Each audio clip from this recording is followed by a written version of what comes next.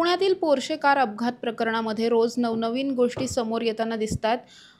ससूनचे जे डॉक्टर आहेत, डॉक्टर अजय तावरे आणि श्रीहरी हरणोर यांचं सुद्धा आता अटक झालेली आहे. त्यांना त्यांच्यावरती जे आरोप होते, की त्यांनी ब्लड सॅम्पल बदललेला आहे. त्यामध्ये सुद्धा एक नवीन अपडेट आहे, की विशाल अग्रवाल यांनी त्यांना तब्बल 14 वेळा फोन कॉल सुद्धा केले होते आणि त्यांच्या सांगण्यावरून हे सगळं करण्यात आलं, असं सुद्धा बोललं जातंय. मात्र या सगळ्याच प्रकरणामध्ये अंजली दमानिया ज्या आहेत, त्या वारंवार अजित पवार यांच्यावरतीच निशाणा साधताना दिसतात.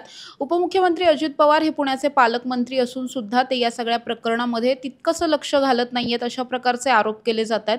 याच संदर्भात बोलण्यासाठी माझ्याबरोबर राष्ट्रवादीच्या प्रवक्त्या रुपालीताई ठोंबरे आहेत. ताई, काय सांगाल तुम्ही? कसं बघताय अंजली दमानिया यांच्या सगळ्याच आरोपांकडे? एक लक्षात घ्या, लोकशाहीमध्ये बोलण्याचा प्रत्येकाला अधिकार आहे. तुम्ही आरोप केलेच पाहिजे, परंतु ते आरोप करत असताना तुम्ही काही पुरावे तर दिले पाहिजे ना. पुण्यामध्ये जी ही पब संस्कृतीतनं पोर्शे गाडी धडकली, अपघात झाला, 2 जण मृत्युमुखी पडले. ही घटना पुणे शहराला हादरवणारी आणि अत्यंत दुर्दैवी होती. आता ह्या सगळ्या विषयात काय झालेलं आहे, की ज्यांनी ज्यांनी जे सरकारी कर्मचारी आहेत, जे पोलीस आहेत, यांनी जे बेकायदेशीर पद्धतीने जे कृत्य केले, त्या सगळ्यांचा तपास करून त्यांच्यावर कारवाई होणं गरजेचं आहे. आता जेव्हा अंजनी दमानिया यांनी आता नवीन काय काढलं, की अजितदादा पालकमंत्री आहेत, अजितदादांनी सीपीला फोन केला, सीपीने तसं लेखी सांगावं का नाही सांगावं, अजितदादा बोलताना कुठं गांगरलेले त्यांना दिसले, असं अंजली दमानिया म्हणतायत. अंजली दमानिया हे फेस रीडर आहेत का? कशावरनं तुम्ही हे सांगताय?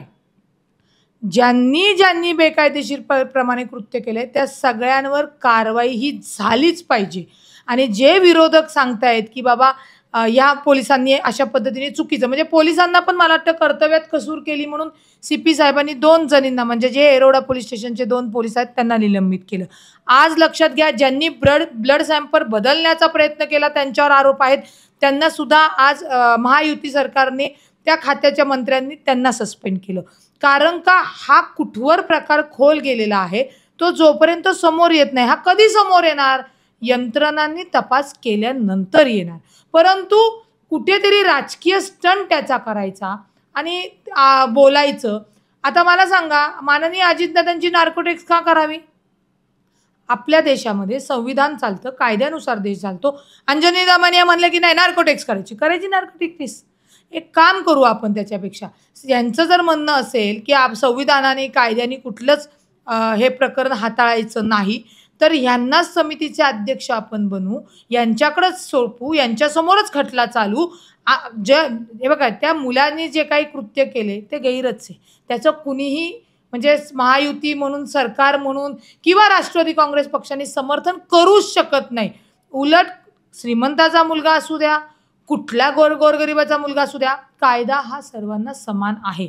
परंतु सातत्याने विरोधाकडनं याचं राजकीय स्टंट केला जातोय आणि कुठेतरी तपास करत असताना ढवळाढवळ होती. हे मी जबाबदार एक वकील असल्यामुळे सांगते, कारण का या सगळ्या गोष्टी कोर्टात झाल्या पाहिजे. हे नक्कीच प्रकरण संवेदनशील आहे, हे नक्कीच प्रकरण भावनिक आहे, परंतु कायद्यासमोर नुसतं भावनिक आणि संवेदनशील चालत नाही. जी घटना घडली आहे त्याच्यानुसार जे कलम लावलेले आहेत त्याच्यानुसार कोर्टामध्ये आज विशाल अग्रवालला जामिनासाठी तो गेला. संविधानाने अधिकार दिलेला आहे. तो आता सरकार सांगणार आहे का विशाल अग्रवालला की नाही बाबा तू जाऊ नको जामिनाला, तुला जाण्याचा अधिकार नाही, तुला म्हणजे महायुतीने तुम्हाला फाशीची शिक्षा सुनवत आहे? असं तर आपलं सरकार चालणार नाही ना. लोकशाहीमध्ये आपण सरकार चालतो. डॉक्टर बाबासाहेब आंबेडकरांच्या संविधानाने, घटनेने आपण सरकार चालवतोय. आपल्याला चालवावंच लागणार त्यांच्या संविधानानुसार, कायद्यानुसार. मग जे काही हे आरोप करतायत यांनी पुरावे द्यावे. पुरावे दिले तर नक्कीच त्याचा तपास होऊन त्याच्यावर कारवाई करण्यात येईल. आणि अंजनी दमानिया तर या सुपारीबाज आहेत. म्हणजे अजितदादांची नार्कोटिक्स करण्याचा काय संबंध आहे? सरकारमध्ये असल्यानंतर ते आयुक्तांशी बोलतील, जे प्रशासक आहेत त्यांच्याशी बोलतील. अजितदादांनी कुठे हे प्रकरण दडपण्यासाठी किंवा कारवाई करू नये असा कुठला ठोस पुरावा असेल तर त्यांनी या गोष्टी बोलल्या असत्या तर आम्ही मान्य केल्या असत्या. परंतु कुठलाही असा प्रकार नाही. अजितदादा 4च दिवसांनी का बोलले? अरे, प्रकरण घडल्यानंतर तपास होऊन देणार आहात का नाहीये? याच अंजली दमाने यांना मी हायकोर्टात बघायचे, जेव्हा यांनी कुणाकुणावर जे आरोप केलते, याचिका केलते, तेव्हा ती लिगल प्रोसिजर होण्यासाठी त्यांना तिथं कोर्टात यावं लागायचं. तेवढा कालावधी लागतो. आपला देश, आपलं राज्य हे डॉक्टर बाबासाहेब आंबेडकर यांच्या संविधानाने, कायद्यानुसार, घटनेनुसार चालतो.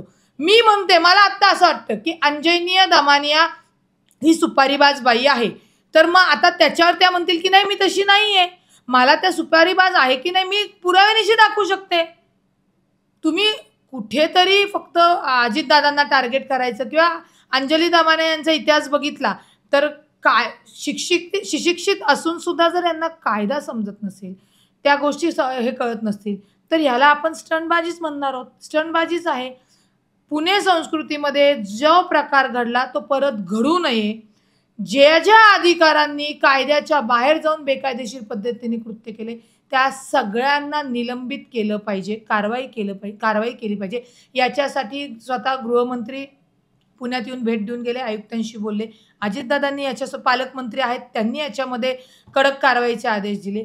आज शिंदे साहेब मुख्यमंत्री पुण्यामध्ये येऊन त्यांनी अपघात स्थळी ते तिथं भेट देणार आहेत, पाहणी करणार आहेत. म्हणजे कायद्याप्रमाणे काम करतोय तर ते करून द्यायचं नाही. आणि इकडे म्हणायचं की महायुती संविधान बदलणार आहे.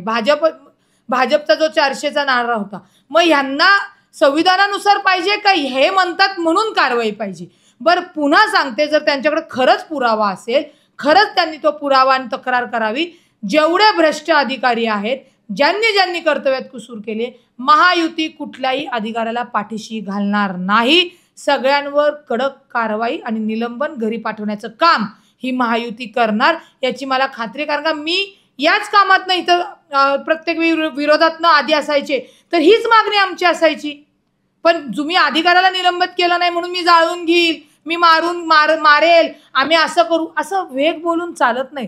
त्या प्रकरणाचा तुम्हाला पाठपुरावा करावा लागतो. बरं, महायुतीने जर हे प्रकरण पाठीशी घातलं असतं तर त्या मुलाला अटक झाली असती का? त्या मुलाच्या वडिलांना अटक झाली असती का? त्याच्या आजोबांना अटक झाली असती का? ज्यांनी याच्यात त्यांना कुणी मदत केली त्यांना सेक्शन 34 मध्ये अटक करण्यात आली आहे. म्हणजे मग अजून काय, म्हणजे सगळ्यांना एका ठिकाणी नेऊन बॉम्बने उडवायचं का महायुती सरकारने? काय पाहिजे काय विरोधकांना कडक कारवाई पाहिजे आहे, पुनःसुरक्षित करायचं आहे का मी म्हणेल ते नेरेटिव्ह सेट करून फक्त सोशल मीडियावर तुम्हाला तुमची स्टंटबाजी करायची? याचा आपल्याला विचार करावा लागेल. मी पुन्हा विरोधकांना विनंती करेल की तुमच्याकडे जे काही या प्रकरणातील पुरावे, फुटेज, व्हिडिओ असतील ते तुम्ही द्यावे. जे तुम्ही कायदेशीर पुरावे देताल त्याच्यानुसार महायुती ही 1001% कडक कारवाई करण्याच्याच ॲक्शन मोडमध्ये आहे. याच्यामध्ये कुठलाही सरकारी अधिकारी असू द्या, पोलीस असू द्या, कोणावरही सरकार मेहरबान होणार नाही. हे आम्ही प्रत्येकाला निलंबित करून दाखवून दिलेलं आहे. तुम्ही म्हणताय की कुणावरतीच मेहरबानी केली जाणार नाही, मात्र पहिल्यापासून या प्रकरणामध्ये सुनील टिंगरेंचं नाव कुठेतरी चर्चेत आलं, त्यांनी फोन केले असं बोललं गेलं. मात्र आत्ता अंजनी दमानिया असं म्हणतात की सुनील टिंगरेंनी जो फोन केला तो खरं तर त्यांनी केला नव्हता, तो अजित पवारांनीच त्यांना करायला लावला होता. मी म्हणूनच सांगितलं की अंजली दमानियांना फेस रिडिंग जास्त कळतं. नाही हो, अजितदादांनी पण फोन केला असेल तुमच्या म्हणण्यानुसार, मान्य आहे. सुनील टिंगरे ना तिथं दारू पिऊन गाडी चालवत होते आणि सुनील टिंगरेनीच तो अपघात घडवला आणि सुनील टिंगरे पळून गेले आणि त्या अल्पवयीन मुलाला अडकवलं. आता अजून काय पाहिजे मला? तर म्हणजे आता पुढे जाऊन जे काही मनात येईल ते जे बोलण्याचा प्रयत्न करताय. सुनील टिंगरे तिथं गेले, ते त्या भागातील आमदार आहेत. त्या सुनील टिंगरे ते अगरवालांकडं जेव्हा राजकीय त्यांची पार्श्वभूमी सुरू व्हायची होती तेव्हा ते एक इंजिनियर म्हणून कामाला होते आणि त्या विशाल अगरवाल यांनी फोन केला की बाबा माझ्या मुलाचा ॲक्सिडेंट झालाय, असं लोकांनी त्यांना मारले. त्याच्यासाठी सुनील टिंगरे त्या पोलीस चौकीमध्ये गेले. तिथे PIनी त्यांना सगळा प्रकार खरा सांगितला. त्यावर सुनील टिंगरे म्हणले की जी काही कारवाई आहे तुम्ही तुमच्या पद्धतीने करा. सुनील टिंगरे आमदार आहेत म्हणून त्यांनी पोलीस स्टेशनला जायचं नाही, कुठल्या ठिकाणी जायचं नाही, असा कायदा आहे का? मग विरोधकांनी सुद्धा मागणी करण्यासाठी काय यंत्रणेच्या ऑफिसमध्ये तुम्ही जाता? त्याच्यामुळे कुठला मुद्दा तुम्ही आणता यालाही महत्व आहे ना. सुनील टिंगरे का नाही जाणार पोलीस स्टेशनमध्ये? सुनील टिंगरे एखाद्याने मदत मागितली असेल, मित्रपरिवार असेल, जनता असेल, ज्यांनी ज्यांनी फोन केले त्यांच्यासाठी सुनील टिंगरे धावून जातात. मग तिथं गेलं तर असा कोणता कायदा आहे की सुनील टिंगरेंनी जाऊ नये म्हणून तुम्ही त्यांना त्यांच्यावर गुन्हा दाखल करणार आहेत? ते देऊन द्यावे आम्हाला, त्यांनी सांगा त्यांच्या कायदे तज्ज्ञाकडनं. फक्त विरोधक हे घडलेल्या दुर्दैवी प्रकरणाच्या टाळीवरचं स्टंटबाजी करण्याचा प्रयत्न करते.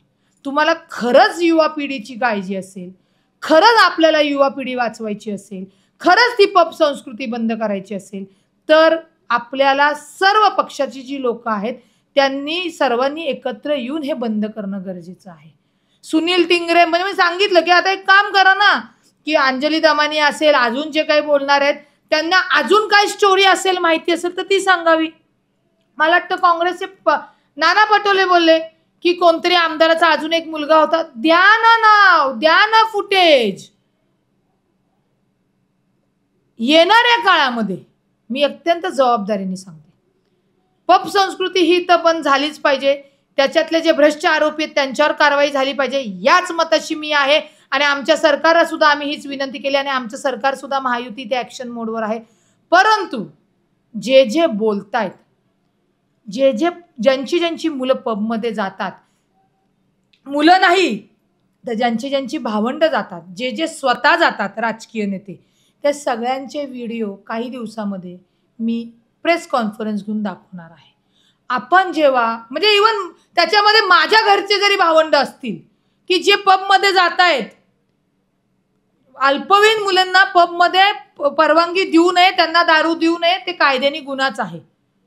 परंतु लोकाला ज्ञान शिकवत असताना आपण पालक म्हणून आपली जबाबदारी कोण पार करणार आहे का नाही? का सगळं सरकारच्या भरोश्यावर बेभरोश्यावर करणार आहे?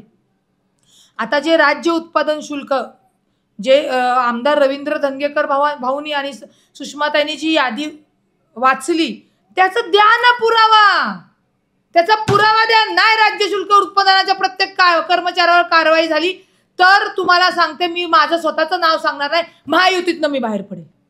पण पुरावा द्या. तिथे त्यांना तो पुरावा दिल्यानंतर ज्या पबमधनं जी पबची लिस्ट वाचली त्यांच्यातलं कोणतरी असेल ना की त्यांच्याकडे काहीतरी असेल. का देताय तुम्ही हप्ता? ठीक आहे, तो हप्ता तुम्ही भीतीपोटी देता किंवा तुमच्या उद्योगधंद्यासाठी देताय, परंतु पुरावा द्या तर. कारण का राज्य उत्पादन विभागाला लाच घेण्याचा अधिकार नाही.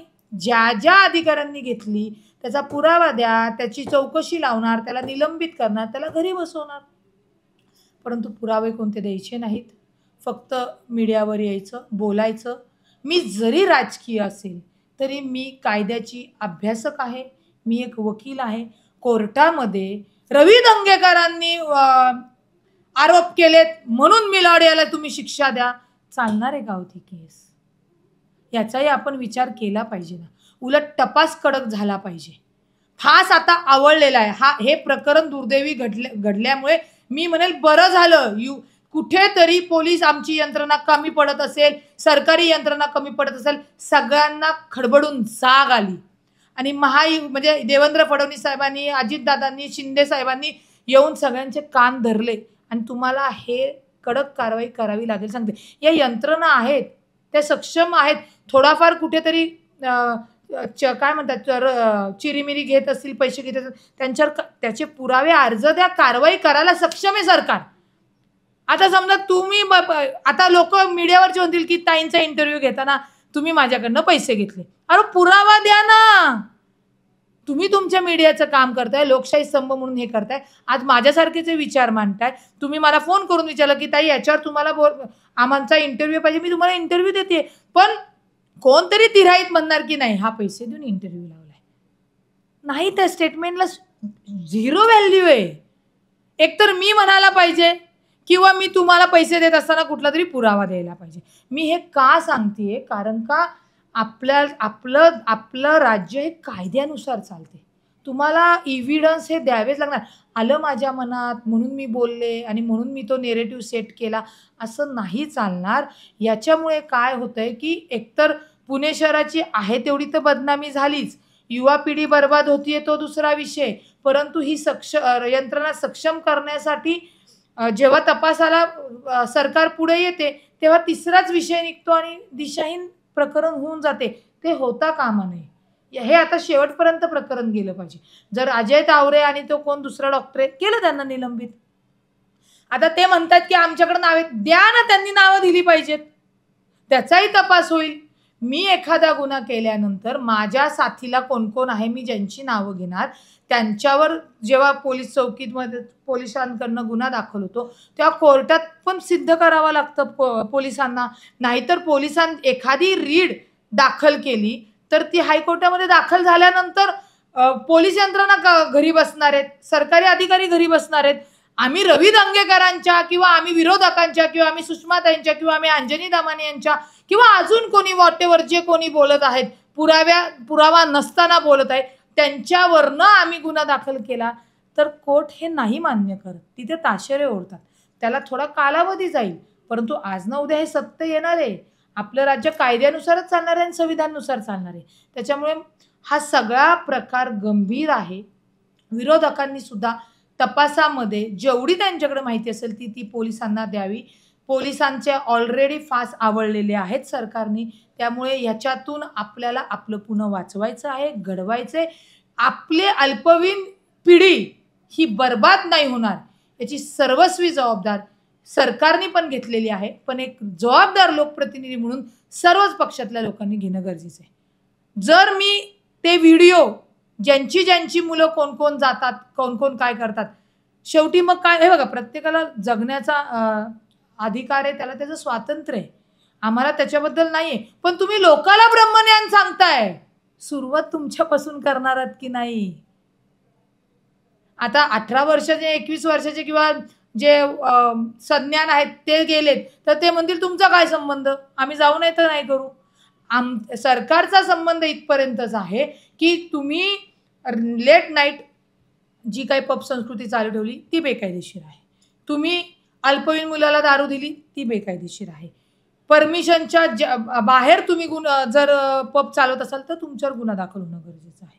तुम्ही अपघात केलाय तर तुमच्यावर गुन्हा दाखल गरजेचं आहे. आता अपघातामध्ये पण लक्षात घ्या, 304 आणि 304 अनुसार लावलेला आहे. तो अपघात आहे, त्या अपघातामध्ये दुर्दैवी 2 बळी गेलेले आहेत. परंतु आपण असं म्हणू शकणार आहे का की त्या मुलाचं इंटेन्शन त्यांना मारण्याचं होतं, 302चा गुन्हा दाखल करा? नाही करू सांगू शकत. कारण का त्या मुलांचा म्हणजे जे दुर्दैवी मृत्यू पडले त्यांचा आणि जो आरोपी आहे त्याचा कुठंच संबंध नाही, म्हणजे कुठं रोष नाही, हेतू नाही, मोटिव्ह नाही, ह्या सगळ्या गोष्टी बघाव्या लागतात. असीम सरोद यांनी परवा एक स्टेटमेंट केलं की प्रकरण भावनिक आहे, संवेदनशील आहे, पण कोर्टाच्या समोर हे प्रकरण नॉर्मल केस सारखंच आहे. आणि कोर्ट कधीही, मेहरबान कोर्ट, जे मेहरबान न्यायाधीश साहेब कधीही भावनिक निर्णय देत नाही. त्यांना सेक्शन्स, केस लॉ, त्यातले पंच, त्यातले पुरावे याच्यावरच जातात. लांबचं कशाला? आमदार रवी भाऊ यांनी जे मध्ये प्रकरण झालं त्यांच्या आंदोलनामध्ये, पोलिसांना त्यांनी जी काही बोलले त्याच्यावरनं काय शिव्या दिल्या, बोलले त्यांच्यावर सरकारी हस्तक्षेप म्हणून, कामात अडथळा म्हणून गुन्हा दाखल केला. ते संविधानाचाच अधिकार होता म्हणून अटक पूर्वाला गेले होते ना, का त्याच वेळी त्यांना तिथं जागेवर फाशीची शिक्षा द्यायची होती? त्याच्यामुळे हे राज्य संविधान आणि कायद्यानुसार चालणार. पुण्यातील पब संस्कृती ही नक्की बंद होणार. जे भ्रष्ट आरोपी कर्मचारी आहेत, ज्यांनी कर्तव्यात कसूर केले त्यांना सुद्धा घरी बसवणार, त्यांच्यावरही निलंबन कारवाई होणार आणि पुणे हे वाचवणार आणि घडवणार. एवढं लक्षात घ्या. सरकारबरोबर सक्षम लोकप्रतिनिधींनी सुद्धा खंबीरपणे उभं राहावं अशी माझी एक बहीण म्हणून विनंती आहे सगळ्यांना. कारण का आपल्याला आपली युवा पिढी ही बर्बाद होऊन द्यायची नाही. तर या प्रकरणाला 8 दिवस उलटले. 8 दिवसांनंतर अंजली दमानी या समोर आल्या आणि हे सगळं बोलल्या. बोलवता धणी वेगळा कोणी असं वाटतं? नक्कीच हो. मला सांगा, 8 दिवसानंतर येत आहेत. बरं, अजितदादा पालकमंत्री आहेत. अजितदादांची नार्कोटेक्स करायला तुम्हाला कायद्याचा काहीतरी बेस पाहिजे ना. आणि अजितदादा सीपीला फोन करतात का, मुख्यमंत्र्यांना करतात का, अजून कुठल्या यंत्रणेला करतात? ते त्यांच्या प्रशासनावर असलेला बडगा, काम करण्याची पद्धत, तर ते अधिकाऱ्यांना फोन करणारच ना. पण अंजनी दमाने यांना जे मनातनं आलं की अजितदादांनीच फोन केला आणि ते प्रकरण दाबलं, झोपेत त्यांना ते दिसतं आणि सुपारी बाजेत कोणतरी पैसे देणार विषय वाजवायचा म्हणून जे प्रकरण वाजवण्यात मधला प्रकार आहे तो अंजनी दमाने यांचा आहे. अंजनी दमानेने आतापर्यंत किती आरोप केलेत? जर तुम्ही आरोप केले, तुमच्याकडे पुरावे आहेत, तर तुम्ही कोर्टात सिद्ध का नाही करू शकला? अहो, त्यांना शिक्षा होईल ना. का नाही करू शकले तुम्ही? म्हणजे हे आरोप आहेत, हे राजकीय याच्यासाठी स्टंटबाजीसाठी करतात आणि ते केले जातात. त्यामुळे अंजनी दमानिया यांनी काही स्टेटमेंट करताना मला वाटतं त्या तर शिकलेल्या आहेत, त्याच्यामुळे त्यांना सगळ्याच गोष्टी या कळतात. यांनी हे केलं, मग त्यांनी ते केलं. बरं, सगळ्यात मुख्य जे खात्याचे गृहमंत्री आहेत, त्यांनीच येऊन प्रेस घेतली. ते सरकार, आम्ही त्यांच्यासोबत सरकारमध्ये आहेत. आमच्या विचारमन आणि समन्वयानेच ती प्रेस झाली ना. जर त्या खात्याचेच गृहमंत्री बोललेत, म्हणजेच अजितदादा बोलल्यासारखे. अजितदादा 4 दिवसांनी का बोलले? प्रकरण समजून नको घ्यायला. प्रकरण ज्या दिवशी घडलं ते दुपारी घडलं, सॉरी, त्या मध्यरात्री 2:30 वाजता घडलं, बरोबर आहे. आणि ते घडल्यानंतर त्या 2 जणांचा बिचारांचा बळी म्हणजे मृत्युमुखी पडले. त्याच्यानंतर ही FIR, हे सगळं पोलीस बिलीस मेडिकल करत FIR सकाळी दाखल झाला. एवढ्या काळामध्ये एक लक्षात घ्या, FIR मग दाखल पण नसता झाला हो. पण जो FIR दाखल करायचा आहे, जी तक्रार दाखल करायची, त्याच्यात प्राथमिक तपास तर नको का? का कुणी आलं म्हणून गुन्हा दाखल करायचा तातडीने आणि नंतर त्याच्यामध्ये तपास करायचा? तसं नाही होत. प्राथमिक तपास केला जातो. 2 जण गेल्यानंतर त्याची ग्रॅव्हिटी वाढली. दुर्दैवी ते 2 मृत्यू होते. परंतु त्याच्या निगडीत ज्या काही बाकीच्या गोष्टी चाललेल्या आहेत, त्या खरंच बेकायदेशीर असतील तर त्या सुधारल्याच गेल्या पाहिजे. त्याच्यामध्ये कुणाचं दुमत असण्याचं कारणच नाहीये. काय झाले विरोधकांना, मेज भगवान, ही जी काय मनात त्यांच्या भावना झाली की आम्ही म्हणू तसं, म्हणजे संविधान खरं विरोधक बदलण्याचा प्रयत्न करतायत. आणि महायुती सरकार हे संविधानाच्या प्रमाणेच चाललेले. कुणालाही गुन्हा दाखल झाल्यानंतर अटकपूर्वचा अधिकार संविधानाने दिलेला आहे. आणि कायद्यामध्ये 100 गुन्हेगार सुटले तरी चालतील, पण एका निर्दोषला शिक्षा होता कामा नये. त्याच्यासाठी ती यंत्रणा तपासासाठी असते, काम करतात. हा ठीक आहे, एखाद्या यंत्रणामध्ये एखादा अधिकारी भ्रष्ट निघतो, त्याच्यावरही आपण कारवाई करू, त्याला निलंबित घरी बसू, की तो जेणेकरून परत तपासामध्ये येऊच शकणार नाही. आहेत आपल्याकडं. पण त्याला, त्या भ्रष्ट आरोपी जो आहे त्याला सरकार सांगत नाही ना की तू हा घोटाळा कर किंवा तू हे पैसे खा. हे जेव्हा समोर येतं त्याच्यावर एक सक्षम सरकार म्हणून आम्ही त्याच्यावर कारवाई करतो. पण ताई, अजय तावरे जे आहेत त्यांच्यावर याआधी सुद्धा 4-5 प्रकरणांमधले वेगवेगळे गुन्हे आहेत. म्हणजे किडनी रॅकेटमध्ये त्यांचं नाव होतं, ललित पाटील प्रकरणात सुद्धा त्यांचं नाव आलं होतं. असं सगळं असून सुद्धा पुन्हा पुन्हा त्यांना एका मोठ्या पदावरती बसवलं जातं, तात्पुरती कारवाई केली जाते आणि स्वतः सुनील टिंगरे यांच्या शिफारशीचं पत्र सुद्धा आता समोर येत आहे, ज्याच्यावर हसन मुश्रीफांचं सुद्धा नाव आहे. त्यामुळे कुठेतरी अजित पवार गटाचा किंवा अजित पवारांचा स्वतःचा यामध्ये जास्त सहभाग असल्याचे आरोप होत आहेत विरोधकांकडून. आमदार सुनील टिंगरे हे पुणे शहरातले आमदार आहेत. ससून हे खूप मोठी ची सेवा देणारं सरकारचं मोठं हॉस्पिटल आहे. त्याच्यामुळे तिथे एखादा डॉक्टर अपॉइंट करण्यासाठी कोणीही पत्र आमदार म्हणजे लोकप्रतिनिधी देऊ शकतं. त्याच्यामध्ये ते सुनील टिंगरे यांनी ते पत्र दिलं. त्यांची तिथं समजा ती निवड झाली, ते रुजू झाले. आता राहिला तुम्ही किडनीमध्ये किंवा आपला ललित प्रकरण याच्यामध्ये, त्याच्यामध्ये हे यांच्यावर आरोप झालेले आहेत. आरोप झाल्यानंतर सरकारी कर्मचारी म्हणूनच त्याला सस्पेंड करण्यात आले. आता जेव्हा जे आरोप केलेत त्याच्यामध्ये जोपर्यंत त्यांना शिक्षा होत नाही तोपर्यंत सरकार कसा काय निर्णय घेऊ शकेल? म्हणजे तावड्यांचं आता 3 प्रकरणं झाली. किडनी प्रकरण असेल किंवा ललित पाटलाच्या प्रकरणात, आणि आत्ता हे रक्त नमुने जे सॅम्पल्स बदलले त्याच्या ह्याच्यात. मग त्याच्यात प्रत्येक वेळी त्यांच्यावरती कारवाई केलेली आहे ना. आता हे जे 3रं प्रकरण झालेत, यापुढे त्यांना ससूनमध्ये आता निलंबन तर केलेलंच आहे. आता निलंबन त्यांचं कायम म्हणजे ज्या पद्धतीने केलेलं आहे, कोर्टात जोपर्यंत केस चालेल तोपर्यंत त्यांना रुजू घेऊ नये ही कायमस्वरूपी निलंबन व्हावं असं तुमची इच्छा आहे का? कायमस्वरूपी निलंबन व्हावं असं वाटतं? हे बघा, त्यांच्या जर तपासात ते दोषी असतील तर त्यांचं कायमस्वरूपी निलंबित होणं गरजेचं आहे. तपासात दोषी असतील तर कोणीतरी म्हणतंय आणि कोणीतरी काहीतरी विचार मांडतंय की ज्याला कोणताही पुरावा नाहीये, तर मग त्यांना कायमचं निलंबित करा हे मी म्हणू शकत नाही. कारण का मी पुन्हा सांगते, आम्ही कायद्याचे अभ्यासक आहोत. परंतु सातत्याने यांचं नाव येत असेल तर हे यांचा तपास कडक पद्धतीने होणं गरजेचं आहे आणि ह्या केसचा निकाल लागोपर्यंत डॉक्टर तावरे यांना कामावर रुजू करून घेऊ नये ही माझी मागणी आणि माझं पत्र सरकारला आणि ससूनचे जे जे खातं आमच्या मुश्रीफ साहेबांकडे आहेत त्यांना मी ते पत्र देणार आहे की आता अति झाले या डॉक्टरांवर जे आरोप होते ठीक आहे ते अजून सिद्ध नाही झालेले परंतु जोपर्यंत यांचा केसचा निकाल लागत नाही तोपर्यंत त्यांना तुम्ही रुजू करून घेऊ नये ही मागणी माझी असणार आहे.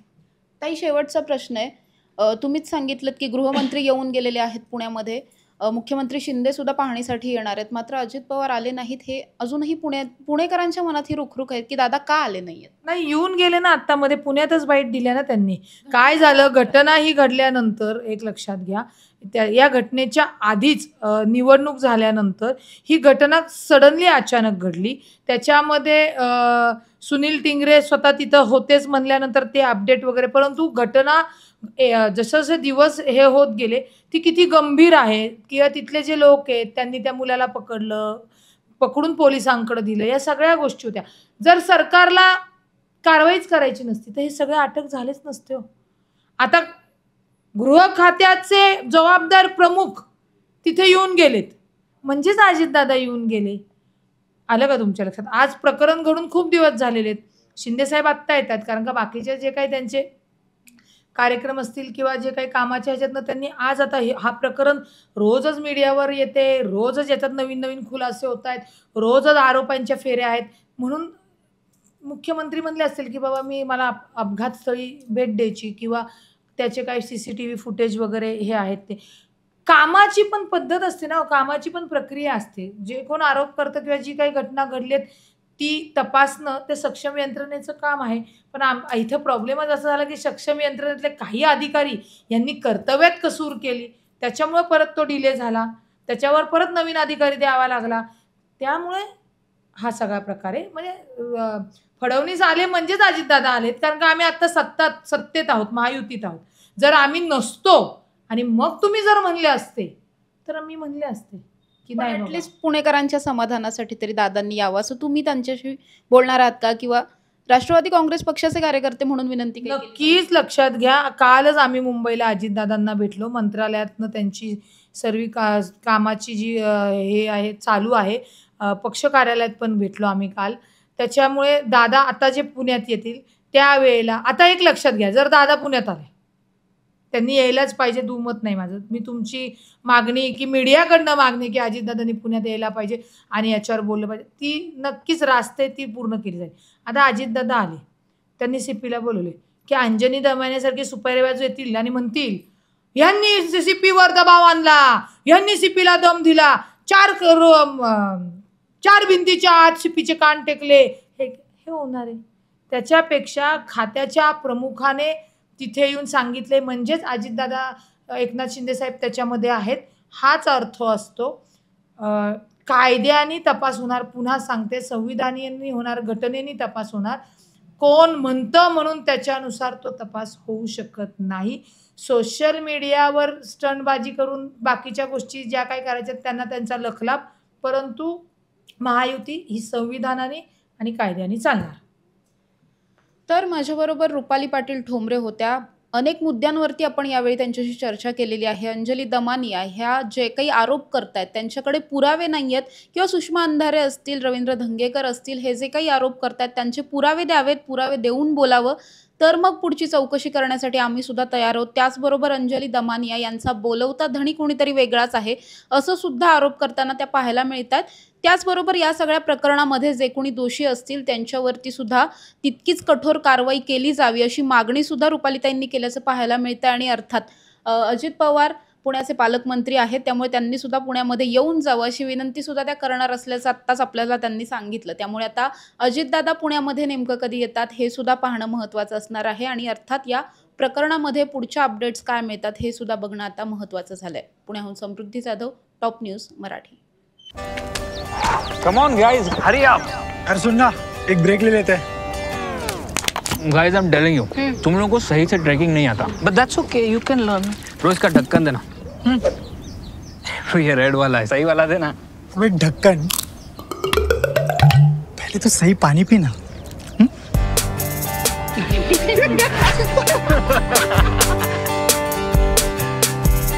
Manikchand Oxyrich, proudly Indian.